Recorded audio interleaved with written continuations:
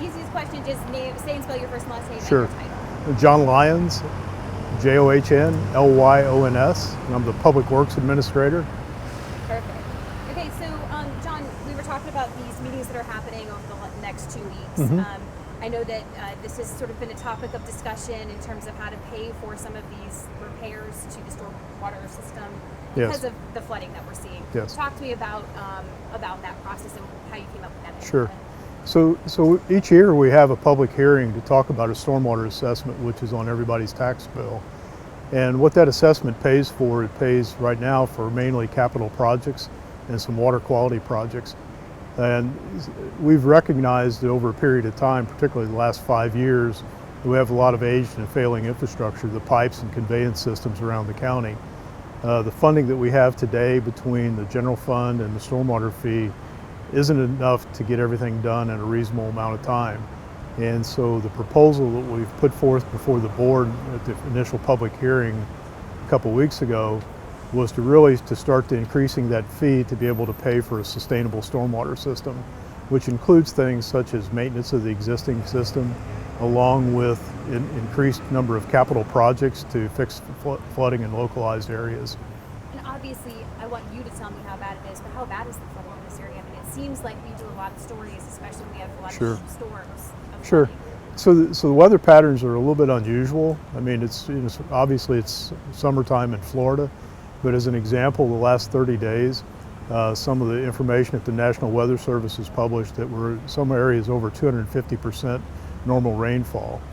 And it's kind of unusual, but it's starting to be typical.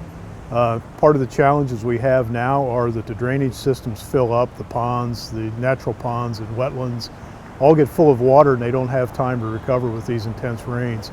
So we'll be looking at options, where there could be some more pump stations that we would put in.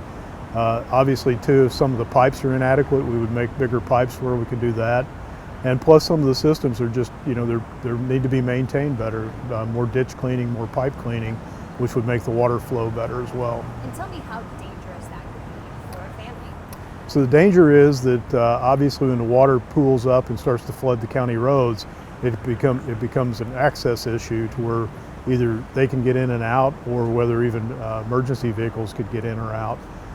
The failed infrastructure, all of a sudden a pipe fails under a road and closes the road, and we wouldn't want a situation where anybody would run into a failed pipe or anything like that. And we know, even though we say it a bajillion times, don't drive into flooded waters, people still do it. Yes. And then, that runs the risk of their car floating away or just getting stuck and their car dying and them not being able to get help. And that is a very scary thing. Absolutely. Talk to me about the meetings that are happening. So as a result of the initial public hearing that we had some public comment from folks that came into the meeting. They seemed to be, kind of uninformed, and so we wanted to take this opportunity. Our board extended the public hearing out until the first meeting in September, so that gives us an opportunity to go out into the public. And so we're having 6 public meetings, kind of an open office type atmosphere where it's not a stand up and question and answer, but actually be able to give the citizens to come in and be able to ask questions of our staff that's there, kind of get some general information and really kind of explain what the program and what the assessment is all about.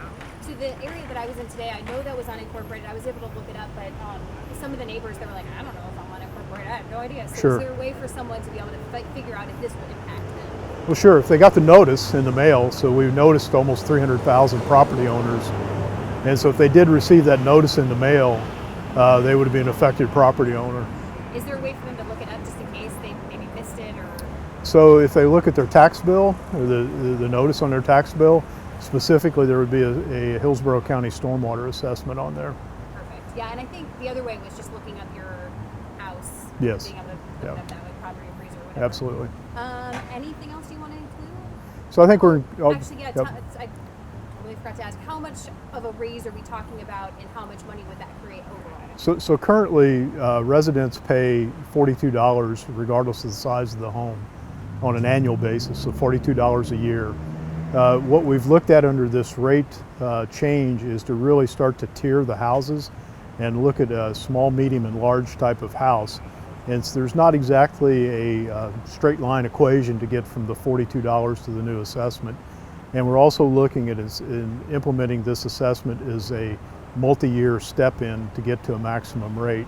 So I believe that a medium-sized home that pays $42 today would pay somewhere around $100 annually in the first year of increase. That ultimately could go up to almost $200 over a period of time, but that's something we wouldn't address in the first year. And every year we're required to have a public hearing, so it's not as if though we get something approved today and then we would be doing it in the future without the public knowing about it. Have you heard any pushback from people or just confusion? Well, I think some pushback. I think folks believe that it's a big increase compared to what they're paying today. So we have heard some folks that are concerned about that, and we're looking at that. Do you feel though like if we don't act now and do this now, I mean, you're the one that kind of came up with the idea that we're going to have a problem in the future? Sure, I believe we will. I mean, the funding that we have today, the $42 million a year in total, between the stormwater fee and the general fund money, obviously we're not able to keep up. And so we want to be able to increase our activity, cleaning those ditches, fixing those pipes, and implementing some flood projects. And at the funding level we have today, it'll be difficult to do that very fast. Anything else you want to I don't think so. Pump stations, did you guys already talk about pump stations, how many we've got, how many No. we've studied? So No. we did a study to help us understand what the challenge ahead of us was. That's where all these numbers came from. Sure. Was the study that we did. Sure. You want to talk about that? So we have, the number of pump stations, I think is worth. Yeah, so we have about 38 permanent stormwater pump stations out in the county now that we've built over a period of years. And over this past weekend, or the last couple of weeks that we had about 18 to 20 active pumping locations besides those pump stations, where we had to go out and physically set temporary pumps and lay pipe and hose to different places where we could pump water from here to a different location. And so those are under analysis right now as to maybe those need to be permanent pump stations in the future. And so we're working to try to mitigate some of these flooding issues as much as possible. And I think actually that might be one of the location I was at. Sure. I think they had a temporary one there Sure. like 2 weeks ago or so. Okay. I think. Don't know for sure. Okay. Anything else? You think we covered it all?